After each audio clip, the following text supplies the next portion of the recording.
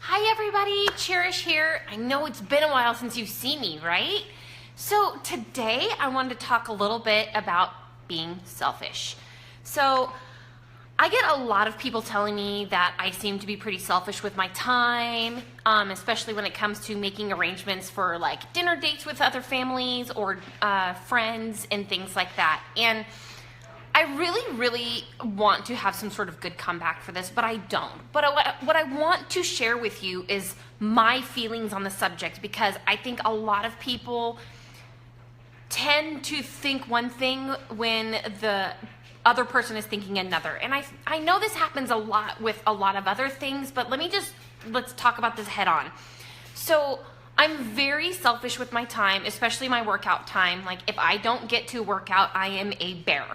And if you would have asked me 5 years ago if I would ever be that person, I would have laughed in your face.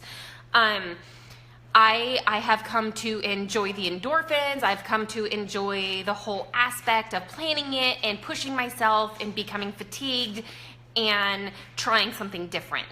Now, I'm not saying that this is for everybody. I'm not saying that you, specifically whoever's watching this, say that it is selfish, but a lot of people feel that it is selfish because I'm taking my time away from something else. Now, 9 times out of 10, I have been trying to work out when my kids are at school or when before they wake up.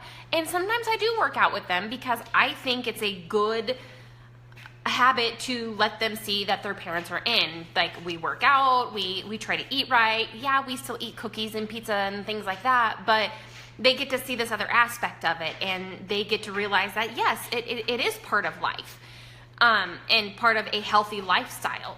And I think just being active, period, in any aspect, I think is a good thing.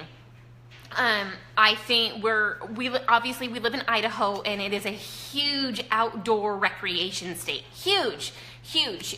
Summer times you cannot find people at home because there's so many hiking trails and falls and deserts and water parks and so many outdoor things to do, where I was used to growing up in Portland, Oregon, and it was always kind of hit or miss on what it was going to be like. So you'd go to the beach expecting a nice beach day and it'd be like windy and overcast, or you'd think go to the mountains and it would be raining or something to that effect. So I never really got into the habit of being an outdoor person.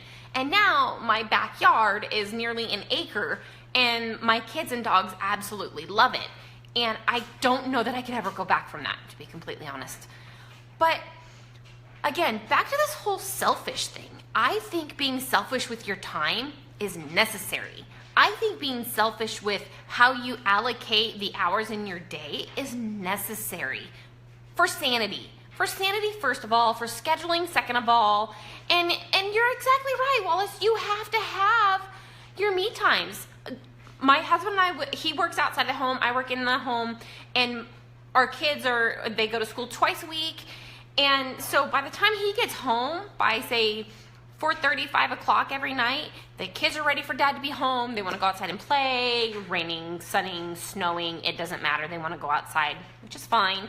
But then after the kids go to bed, I need some downtime. I don't want to talk to people. I don't want to have to wait on anybody. I don't want to have to worry about anybody. And I'm not saying my husband does that, but I feel like I need to be doing something, and it's just a condition thing because kids running around, you need to take care of them. So I will go back. He gets to sit in his chair, he gets to relax, do paperwork, whatever it is he wants to do, and I go back to the bedroom and I'll read, I'll make some plans, I'll do whatever I need to do, journaling, whatever that case may be. But I don't believe that it is truly selfish. And my friend Linda Watkins, she put this absolutely beautifully yesterday when I asked the question on my Facebook page. And she said, I've been trying for a more summarized version. Selfish is when you're doing something without any thought to how it will affect those around you, or giving it a thought and deciding that your convenience or desires take precedence over everyone else's needs, no matter the potential for harm or damage your actions may have. And I think that's the key part there. not really giving a shit what happens to anybody else because you're doing it for yourself. And I truly believe that that is the actual, like, that's being selfish. To me, what I'm doing is almost self-preservation and, sanity driven for myself. But, finding those times to do what you need to do. Here's another, for instance. Again, outdoor recreation. My husband used to ride snowmobiles a lot. It's gotten to be an extremely expensive sport. So he decided to do dirt bikes, which you can ride like 9 months out of the year because, again, it's Idaho. And so he decided to sell stuff and buy a new dirt bike. I don't really give a rat's behind, to be completely honest with you. He can do whatever he wants. But I make sure that he has time on weekends to do that because he works his ass off Monday through Friday and some Saturdays. So he has friends that can ride on Sunday afternoons or anytime on Saturdays. And I think that as a couple, I think that we are a better couple and a better cohesive parental unit because we allow each other those separate things to do without, oh, what are you doing? How come this? How come you're not spending time with the family? So on and so on. And I think that is a huge detriment to a lot of relationships, friendships, marriages, partnerships, whatever you want to call it. You need your separate spaces. And if you don't have those separate spaces and separate hobbies, you become dependent upon each other.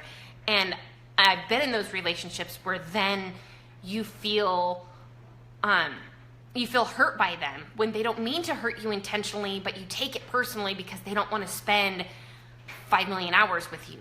And I think him being able to not have to worry or feel guilty that he gets to go ride and I get to go to a dog show or I get to go to the spa and do whatever I want to do or take the kids and do whatever I want to do.